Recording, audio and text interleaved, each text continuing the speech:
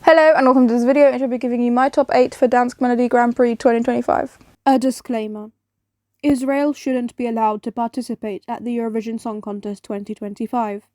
The shortest and simplest reason being that I find the actions of the Israeli government to be abhorrent and their broadcaster isn't a separate entity. My reasons in their entirety, however, are numerous and too detailed for a disclaimer like this, but videos closely aligning with my point of view are listed in the description. I encourage you to watch those videos and do something. Further resources are added as and when they become relevant.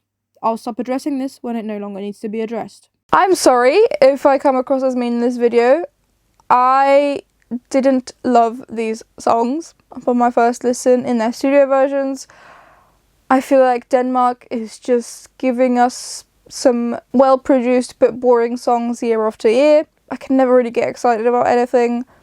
Last time I got excited about Denmark was I saw some potential with Johnny, but before that I did actually kind of enjoy the show by Ready, but I just think Denmark is just sending bland after bland after bland recently. So I don't know what is happening, if they are truly so scared of winning, but you can strike a balance.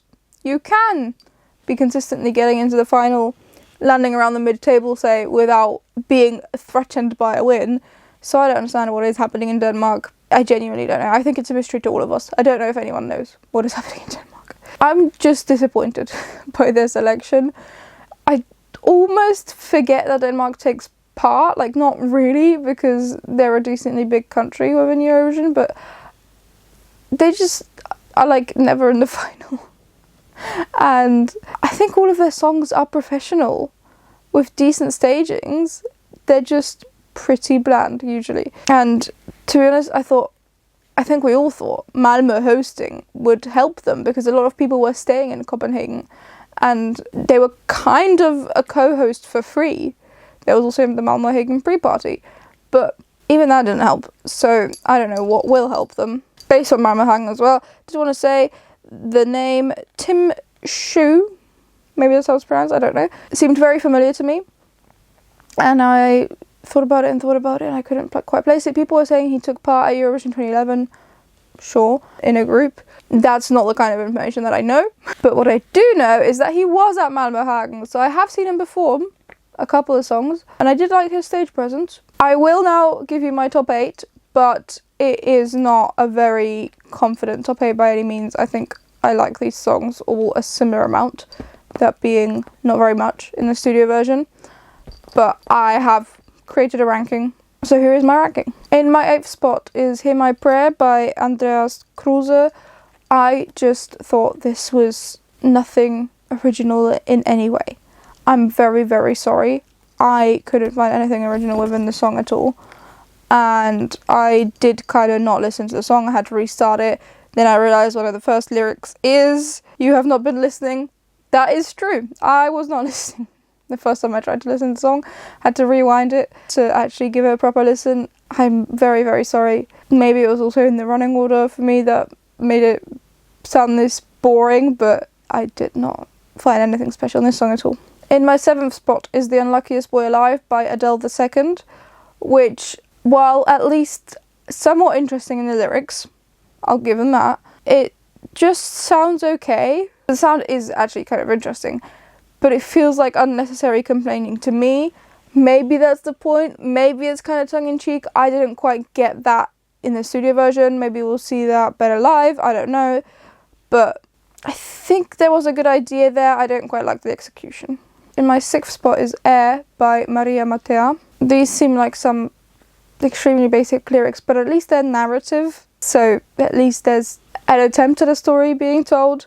The first chorus had quite high energy, and then it was an awkward transition back down into a lower energy verse, which didn't really work for me at all. It's fundamentally pretty and it sounds like she's got a good voice, but it is just very forgettable to me, unfortunately. In my 5th spot is I Belong to Me by Maria. There's some sass in this, but there's not much new lyrically at all, and there are some interesting vocal melodies, which is why it's ended up in my 5th spot. My 4th spot is Hallucination by Sissal? I'm not sure, I'm sorry. But that song sounded like it's got a lot of production elements in common with Tattoo, which was interesting. There was some change up for the bridge, and it could grow on me, I guess, but then there was like a snare or something that came in around the second verse. I was like, I don't think that belongs there. And the vocal seemed quiet in the mix as well. Like, I fundamentally liked the song idea, I guess, for Denmark, but didn't quite like the way it actually ended up being produced. In my third spot is Proud by Tim Shu, which, as I say, I liked his stage presence at Malmöhang, but this song is once again nothing particularly new vocally. There's the predictable change of like, I should have told him to I should tell me that I'm proud of myself. It's fine. There was also some interesting production in this, and it would be a nice filler song on an album. It genuinely would be a really nice filler song on an album. But this isn't a filler song on an album. This is a song trying to represent Denmark at Eurovision 2025, and I don't see it being necessarily quite up to that standard in this studio version. I'm so sorry. In my second spot is Allez Allez by Hervé Tour, very French sounding, which I enjoyed for at least being in Danish. We haven't had that in a little while, so that would be nice, and at least a change up. But also the song itself had a pretty unique sound. It's got that World Cup aspect that we've seen in Carnival and Valle this season already, but it also connects it to like an island holiday feel. So it sounds like it's taken out of the early 2010s, but it's definitely a different sound for Eurovision 2025. It's just kind of an easy to listen to song, chill and dancey, but it does get a little bit repetitive.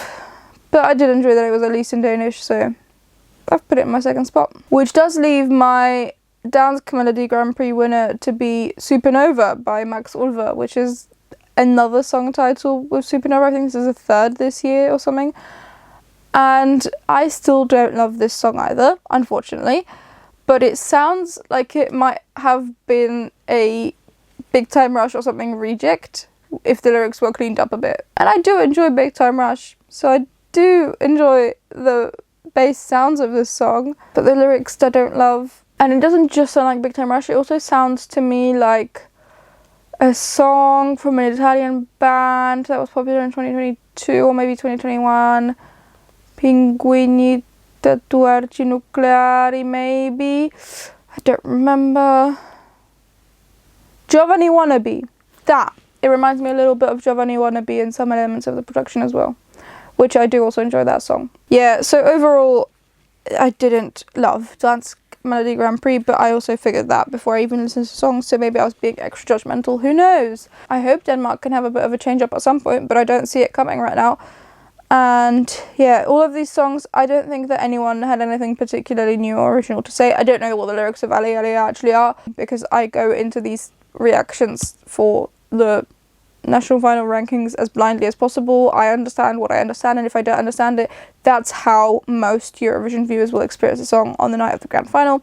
So for these national final rankings, I do just not look stuff like that up if I can avoid it. But it just felt like nobody had really anything new to say, maybe, apart from like the Unlikeliest Boy Alive a bit. I do believe these artists could have written these songs themselves, but if it was later revealed that all of these songs were actually written by AI, I wouldn't be exactly surprised, because none of them have anything particularly original to say, it feels like to me. Let's have a look at the community ranking now as well though. Okay, well that surprises me. Hervé Tour is last with Allez Allez, Tim Shu with Proud is 7th, Adele the second with The Unlikeliest Boy Alive is 6th, Max Ulver with Supernova is 5th, Andreas Kruse with Hear My Prayer is 4th.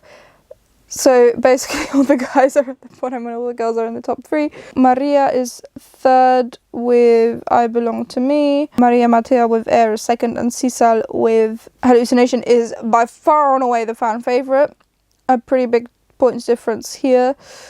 All of the other 7 songs have a points difference of about 4,000 points between them, and from 2nd to 8th spot, and then there's another 4,000 points jump up to 1st spot. So it seems like Hallucination is definitely the fan favourite. I wonder if it is because of those tattoo-like production sounds, or if just this sounds like the most comprehensive song to most Eurovision fans. I don't know. But that is interesting. as I say, I don't really, like, I have ranked these into a top 8, but the difference between how much I like my 8th spot and how much I like my 1st spot is not that massive, because I think all of these songs are just a little bit bland, and I don't see Denmark being in my top half of the ranking, no matter what they do. Obviously, everyone can still really elevate with the staging, but I'll believe it when I see it, quite frankly. Those are all my thoughts on Dansk Melodi Grand Prix 2025. I'm not very impressed, as you can tell. Are you impressed with any of his songs? If so, please do let me know down in the comments below. Let me know what you think about the songs for Dansk Melodi Grand Prix 2025. And please remember to literally like the video if you liked watching it, and share it with someone else who you think might enjoy watching the video as well. If you'd like to, subscribe to the channel for more Eurovision 2025 and beyond content. But thank you ever so much just for watching the video itself, though. That's a great help as it is. I really do hope that you enjoyed it, that got something out of it. I'll see you in the next one that shows up on your feed. Bye!